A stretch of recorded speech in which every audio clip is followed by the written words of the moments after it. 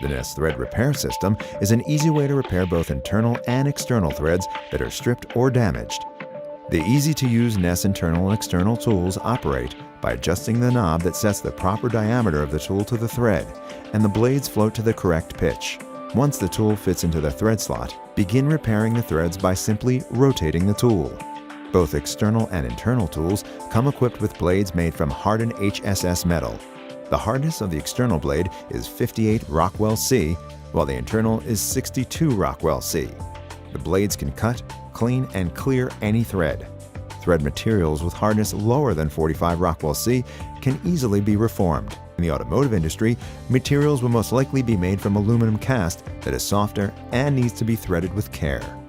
Internal threads made from aluminum, brass, or any soft metal should be repaired using the internal thread repair tool with the yellow nylon pad attachment. The nylon pad will protect the aluminum part from being damaged during thread repair. NES can also fix any type of stainless steel available on the market, such as the food industry or any other industry using stainless steel. NES Thread Repair tools are time-saving, convenient, and the products are universal.